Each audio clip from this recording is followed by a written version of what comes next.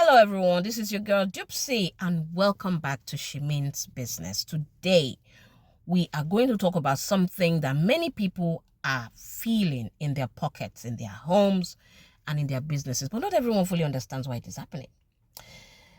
You may have noticed something in the country recently. Transport fares are rising.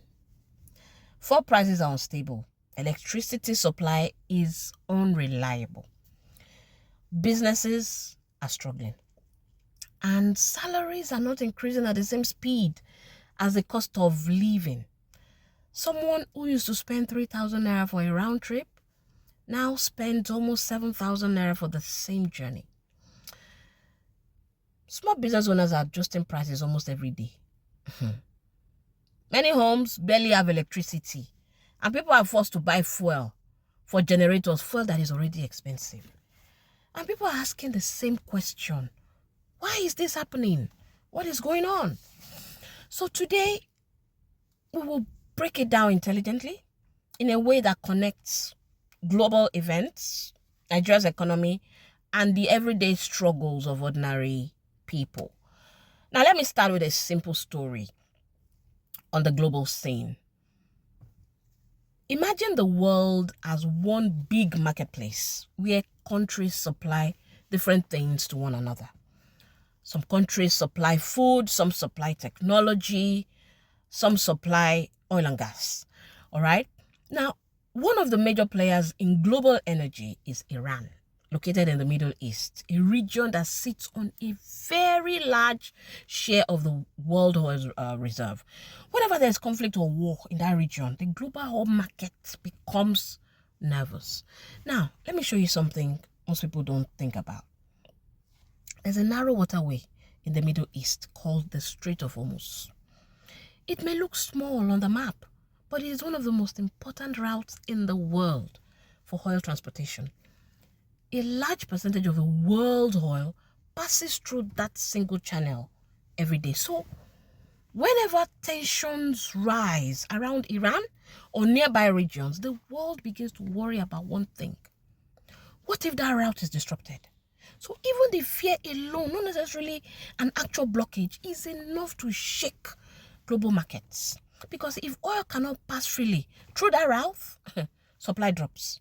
And when supply drops or is threatened, prices go up.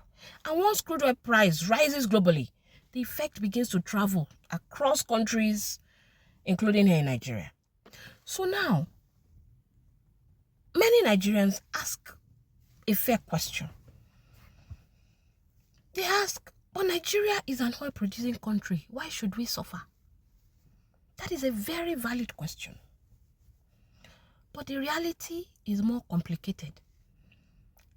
Nigeria exports crude oil, but still depends on refined petroleum products. Now, we have a major development. The Dangote Refinery, one of the largest refineries in the world, is right here in Nigeria, isn't it? Many people expected that once Dangote started producing fuel, prices would immediately crash. But there is something many people do not understand. Refineries do not produce crude oil. They buy crude oil. And crude oil is priced globally. So when global oil prices rise because of conflicts in places like the Middle East, the cost of refining fuel also rises. Even a refinery located here in Nigeria must still operate within the reality of the global oil market. This is why the refinery cannot simply sell extremely cheap fuel. It must cover crude oil costs, refining costs, transportation costs, even exchange rate pressures. So understanding this helps Nigerians see that the problem is not always local. Sometimes it is global economics playing out locally.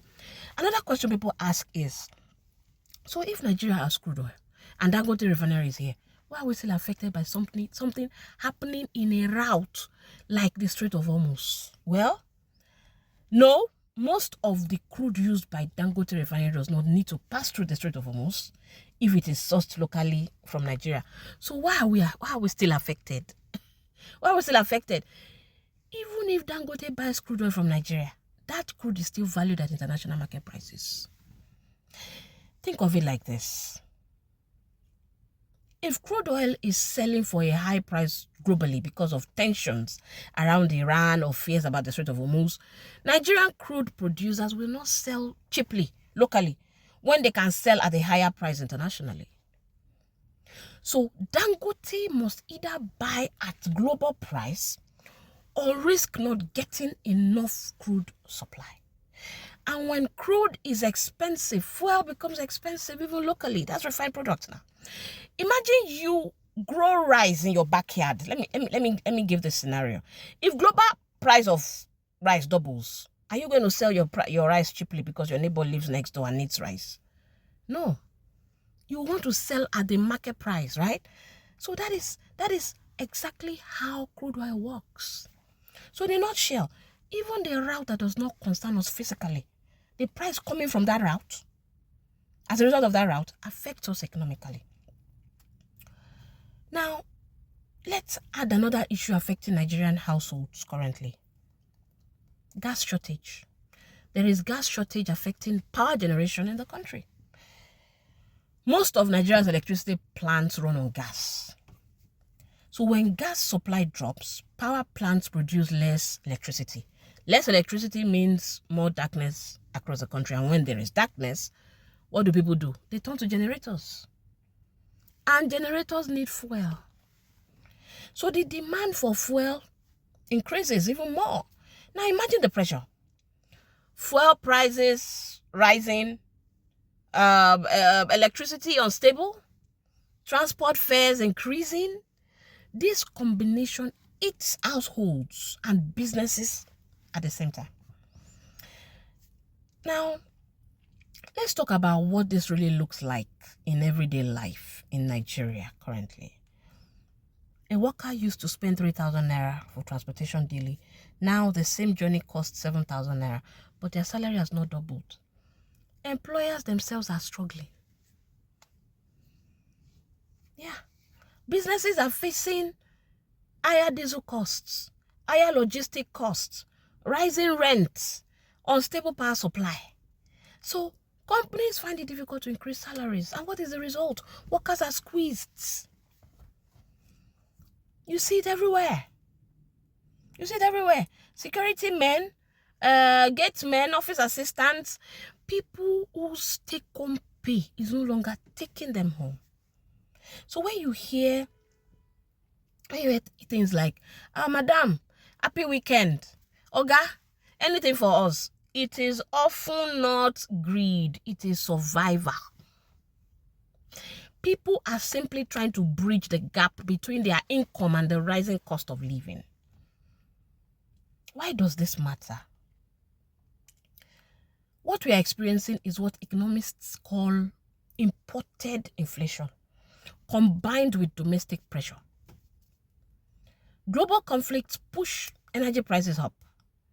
Domestic structural issues, power shortages, logistic challenges, currency pressure, they all multiply the effects. The result is what many Nigerians are currently feeling: economic tightness. So how can we protect ourselves? The big question now is, what can people do during periods like this? First of all, you need to reduce your energy wastes. Fuel and electricity are now major expenses, so you need to limit unnecessary generator use. Invest in energy-saving appliances if possible. If I get solar, I know it's expensive, but it's cheaper in the long run. Secondly, plan your transportation smarter. Combine trips instead of making multiple journeys. You can carpool when possible. Small adjustments can reduce weekly transportation costs. Thirdly, control impulse spending. Periods like this require intentional spending. You need to differentiate between needs, convenience, and luxury. Fourthly, you need to build small financial buffers. Even saving small amounts consistently can create a safety cushion over time. And finally, support local businesses wisely. Economic pressure is affecting everyone. producers, workers, and consumers. Patience and understanding across society will help us reduce the tension we are currently experiencing. Every economy goes through difficult cycles. All right? But what sustains a society during hard times is understanding, discipline, and compassion. So that gate man asking for something, the transport driver increasing his fares, the small shop owner adjusting prices, many of them are simply trying to survive the same economic pressure everyone else is facing. So please, let's try and understand the situation. So as we close this episode today, I need you to remember this. Global events may start thousands of kilometers away, but their effects eventually arrive at our doorsteps. A conflict in one region of the world can influence fuel prices, as you can see, can influence electricity costs, electricity supply, can influence transportation costs, household spending.